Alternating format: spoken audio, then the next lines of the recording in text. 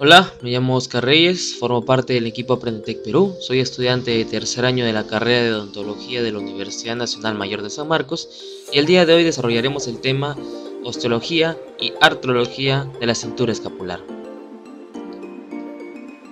El contenido que veremos en esta presentación se va a basar en 4 puntos. El primero es la introducción, la descripción, la importancia clínica y finalmente un resumen y conclusión acompañado de la bibliografía utilizada para esta presentación. La cintura escapular, o también llamada cintura pectoral, es un anillo óseo que conecta la región torácica con el miembro superior.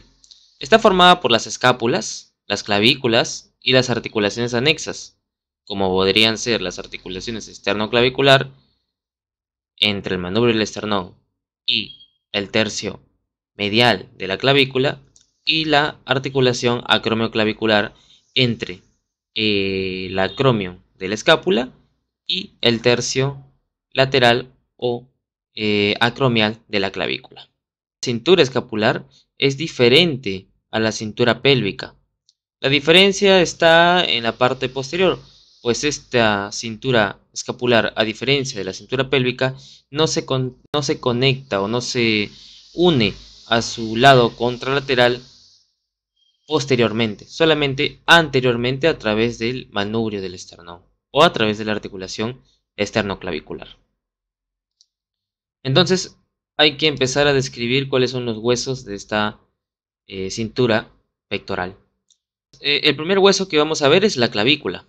La clavícula es un hueso plano que se asemeja a una S itálica. Se extiende desde el esternón, desde el manubrio del esternón, hacia el acromio.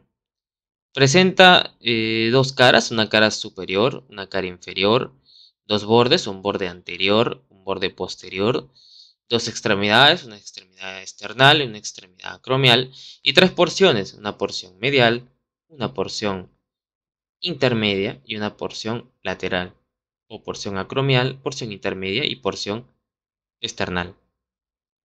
Si lo vemos desde una vista superior, ahí podremos observar la S itálica, y vemos que es lisa en casi toda su extensión, y además es subcutánea, por lo que es fácil de palpar. Es convexa hacia adelante en su tercio intermedio y en su tercio external. Es convexa hacia adelante. Sin embargo, en el tercio acromial es cóncava hacia adelante, pero convexa hacia atrás. Presenta pocas rugosidades, entre ellas pues la impresión del músculo trapecio, que aquí se va a insertar lo que es la porción clavicular del músculo trapecio, las rugosidades del músculo deltoides, la porción clavicular del músculo deltoides, y para el lado external, pues el músculo esternocleidomastoideo y el pectoral mayor. El pectoral mayor va a ocupar tanto el tercio intermedio como el tercio external y todo su borde, todo el borde anterior. Si lo vemos desde una vista inferior, vamos a poder observar que hay una mayor cantidad de rugosidades. Apreciamos que es mucho más accidentada.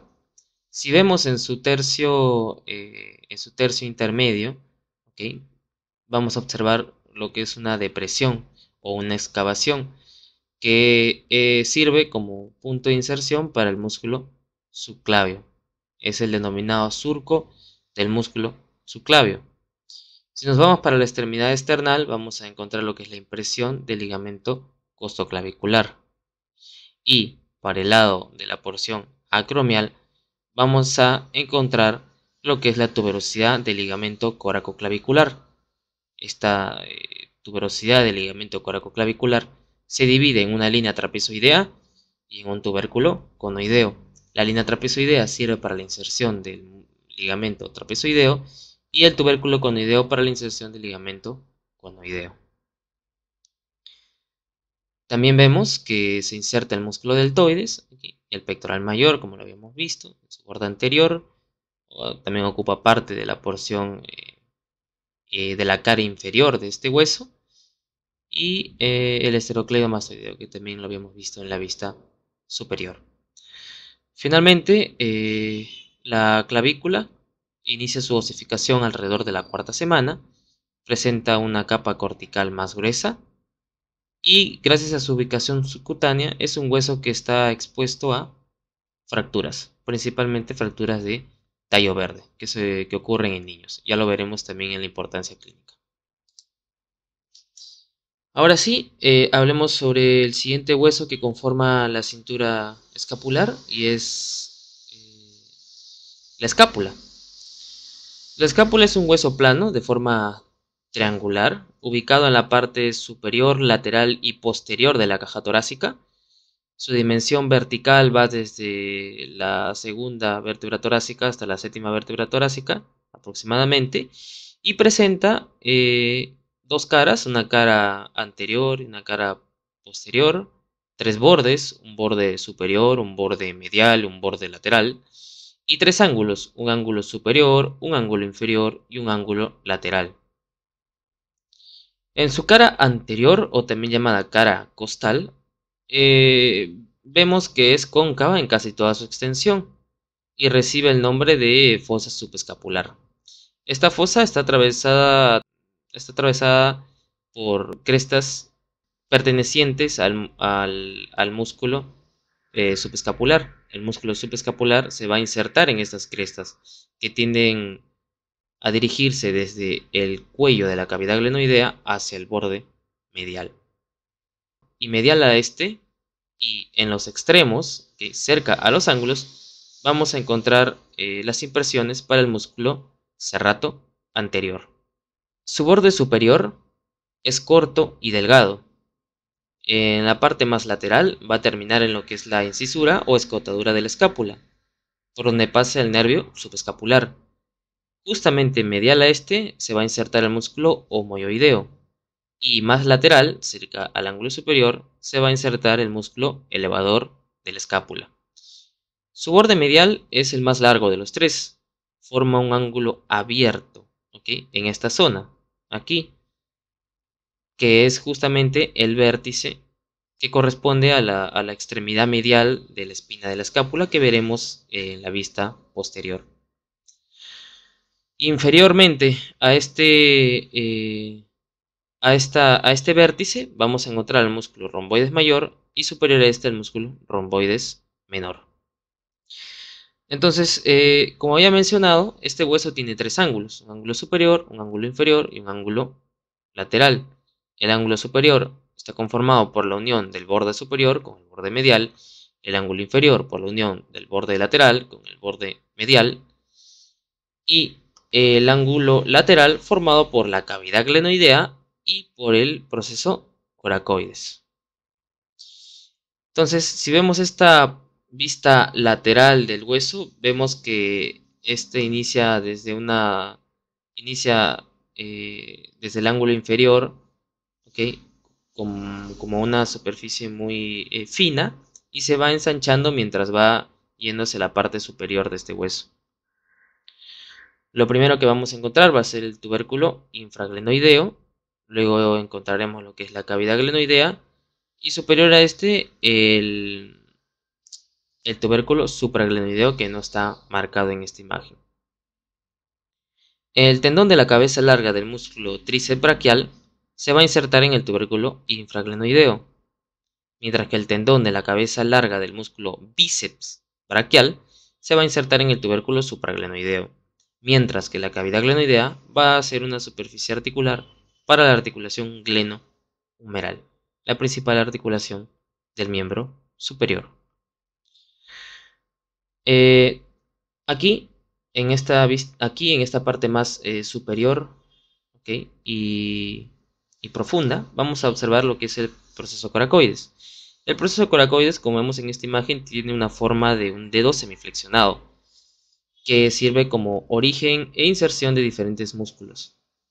Por ejemplo, en su vértice se va a originar el músculo coracobraquial, pero también se va a insertar el tendón de la cabeza corta del bíceps braquial, mientras que en su borde medial, o sea, atrás de esto, se va a insertar el músculo pectoral menor, en su cara superior el ligamento coracoclavicular y en su cara inferior el ligamento coracoacromial. Ahora veamos su cara posterior.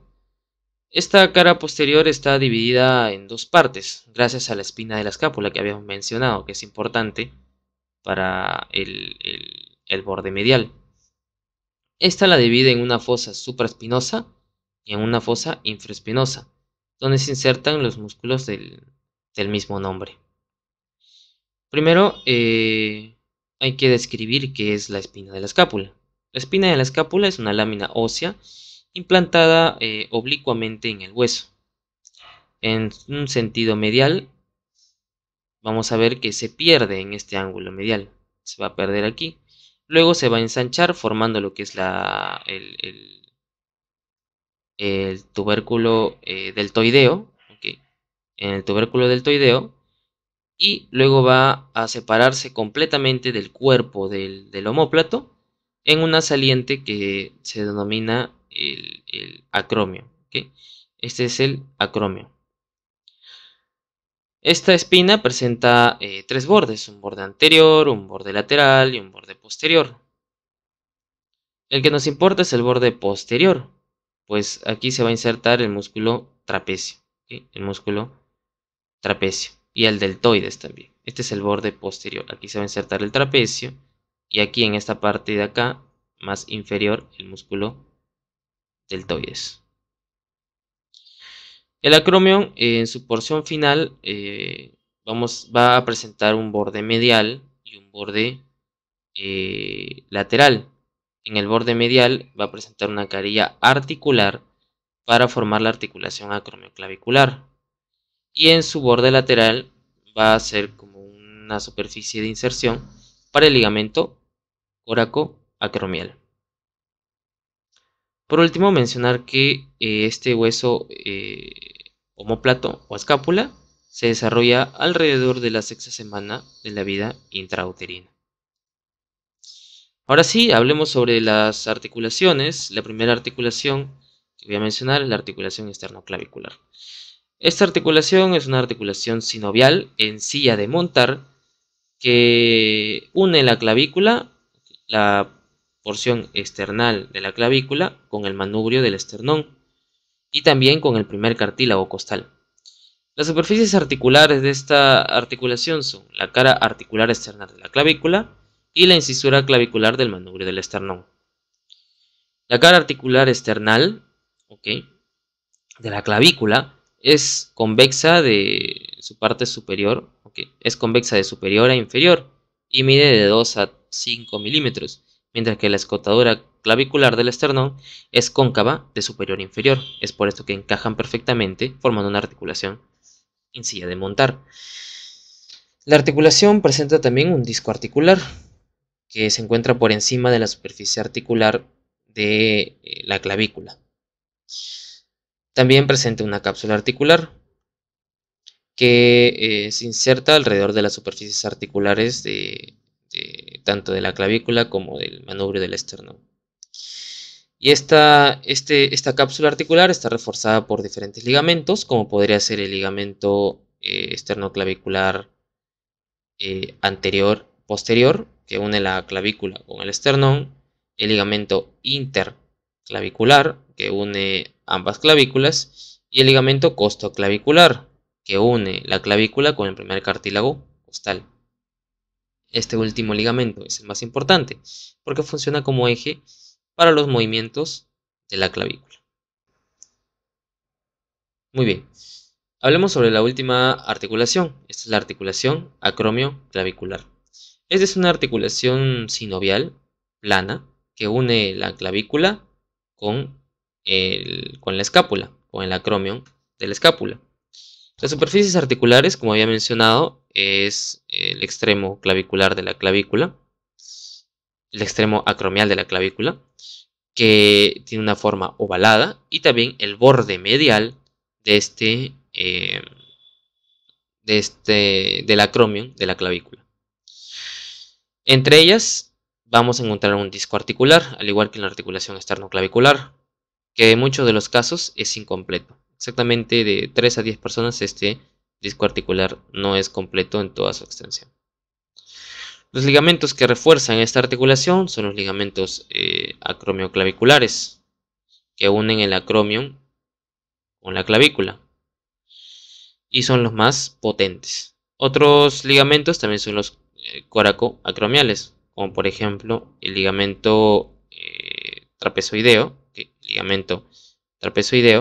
que tiene su origen en la mitad posterior del proceso coracoides y se inserta en la línea trapezoidea, que hemos mencionado, que se ubica en la cara inferior de la clavícula, y el ligamento conoideo. ¿Okay? El ligamento conoideo, que tiene un origen en la base del proceso coracoides y se inserta en el tubérculo conoideo.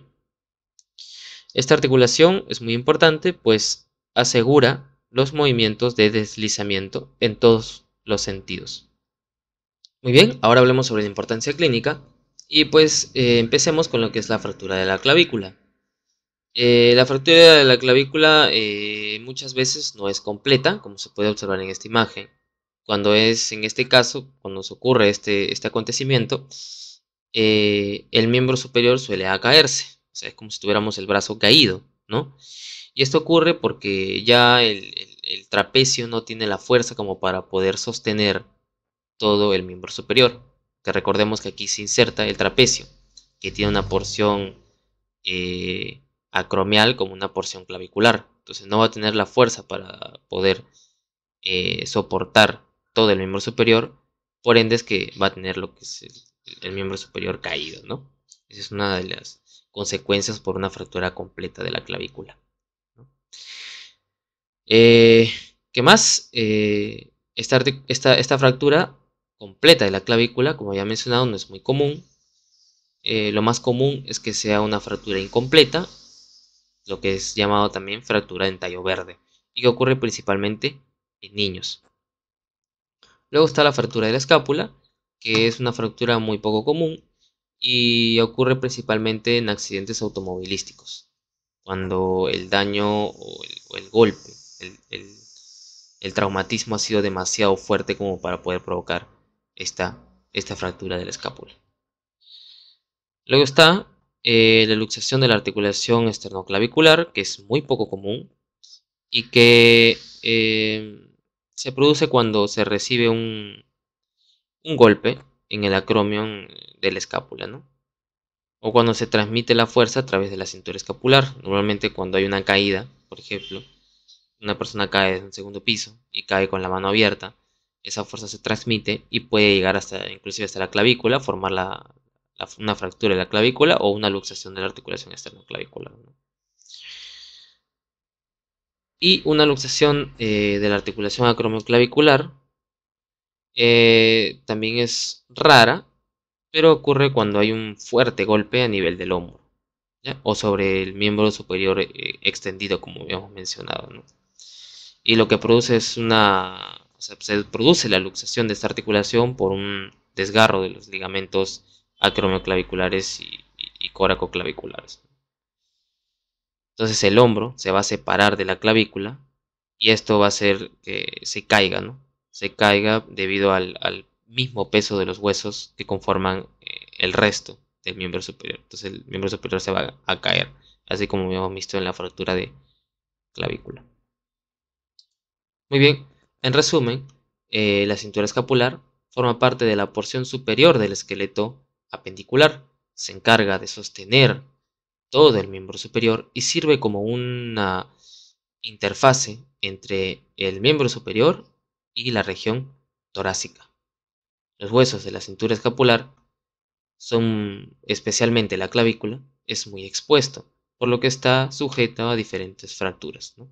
Que ya pueden ser por una fuerza transmitida al caer con la mano extendida o por una fuerza o por un traumatismo aplicado directamente al hueso.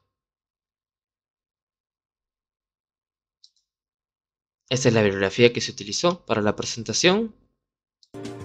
Bueno, gracias por haber llegado hasta esta parte del video. Por favor denle like y compartan si les ha gustado. Pueden encontrarnos en Facebook como @aprendetecperú, en Instagram como aprendetec.p y en TikTok como aprendetecperú. Muchas gracias. Eso es todo.